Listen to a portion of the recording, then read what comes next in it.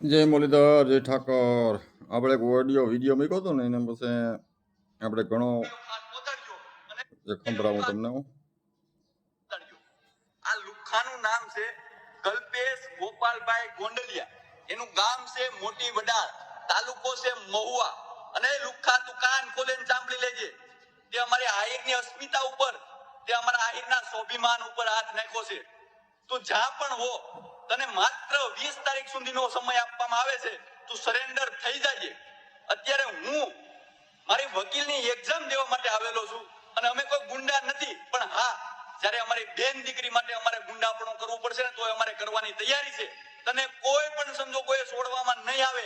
આ લુખ્ખા સુધી આ વિડીયો ખાસ મારો પહોંચાડજો. અને તે અમારે આહિરની અસ્મિતા ઉપર હાથ નાખ્યો છે ને, અને તને જો દીકરા ઉભા રોડે ન જોડાવીએ ને, તો અમે આહિરના પેટના ને આ વસ્તુ યાદ રાખી લેજે. ખાસ કરીને તું જ્યાં પણ હો, તને 20 તારીખ સુધીનો સમય આપવામાં આવે છે. 20 તારીખ સુધીની અંદર જો તું સરેન્ડર નહીં થા, તો એનું પરિણામ જે પણ કાંઈ આવશે એનો જવાબદાર તો શું જ, પણ ભયંકર પરિણામ આવશે. અને પરિણામ ભોગવવાની તૈયારી રાખજે. અને જે કોઈ પણ મિત્રો ખાસ યાદ રાખી લેજો, આને રહેવા માટેનો સહારો આપતા હોય ને, તો આપતા નહીં. નહીતર તમે પણ આના ભાગીદાર થશો. ભલા માણસ જો તને ઉભા રોડે ન જોડાવીએ ને, તો અમે આહિરના પેટના ને આ વસ્તુ યાદ રાખી લેજે. તું જ્યાં પણ હો, માત્ર તને 20 તારીખ સુધીનો સમય આપવામાં આવે છે. જો 20 તારીખ સુધીની અંદર તું સરેન્ડર નહીં થા, તો જે પણ પરિણામ આવશે એની ભોગવવાની હવે તૈયારી તું રાખજે. હવે આ ભાઈ કીધું હતું ને એ બધું કરી બતાવી છે. એ પાછા સાંભળો. હવે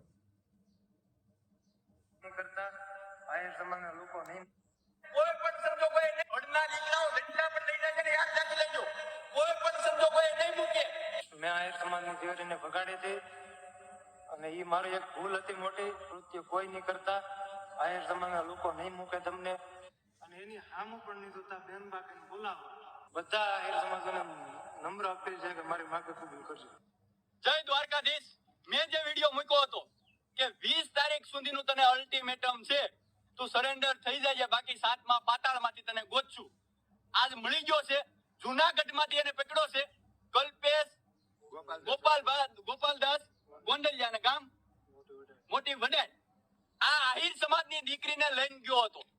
ખાસ મારી આહિર સમાજની દીકરીઓને અપીલ છે કે યદુવંશી આહિર એકતા મંચે આને પકડી લીધો છે. એમાં પરિવારનો ખાસ ખૂબ સહકાર રહ્યો છે. આવી રીતે પરિવારનો જ્યારે સહકાર હશે ને, ત્યારે હાથમાં પાતાળમાંથી આવાને અમે અસામાજિક તત્વો, આ અત્યારે સમાજમાં આતંકવાદી, હું આને આતંકવાદી કહીશ. શું કામ? કે જ્યારે ભારત દેશની અંદર આતંકવાદીઓ ઘૂસે છે ને, આ દરેક સમાજની એમાં એની કોઈ જ્ઞાતિ નથી હોતી. એમ આની કોઈ જ્ઞાતિ ઉપર આપણે ક્યારે વિરોધ નથી, પણ આ બધા જે પણ લોકો આવો ધંધો કરે છે ને, આ બધા આતંકવાદીઓ છે. અને આતંકવાદીઓને વિરોધ આપવાનું છે. આહિર સમાજની દીકરીને જે પણ કોઈ લઈ જાય એને હાથમાં પાતાળમાંથી ગોતવામાં આવશે, આવશે અને આવશે. મેં આહિર સમાજની દીકરીને ભગાડી હતી, અને એ મારી એક ભૂલ હતી મોટી. આવું કૃત્ય કોઈ નહીં કરતા.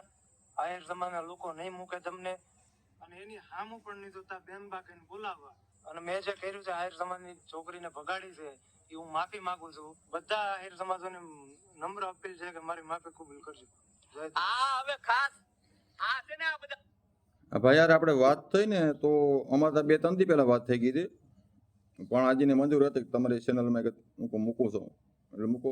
એ અમારો ભાઈ છે ને, બોલે એટલો અમે કરી છે. અમે આપણે થોડાક દી પહેલાં વિડીયો મૂક્યો હતો, અને આપણે બેનો દીકરીને સાવધાન કરી હતી આહિર સમાજની કે ભાઈ સમજીને પગલું ભરજો, વાંથી પછતાવવું ના પડે. અને બીજા નંબરમાં કોઈ આપણે આહિરના દીકરા કોઈ અન્ય સમાજમાં પણ કોઈ વસ્તુ કરવી નહીં.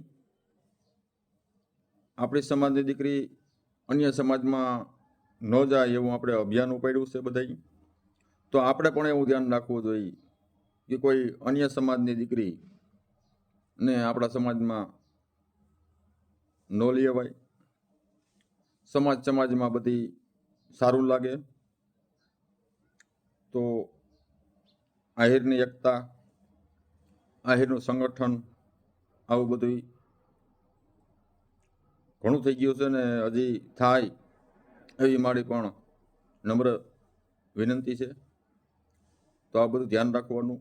કોઈ અન્ય સમાજની દીકરી હોય, આહિર સમાજમાં આવી હોય તો પણ એને સોંપી દેવી પાછી, જ્યાં સોંપતું હોય ત્યાં શોભે. તો જય મુરલીધર, જય ઠાકર.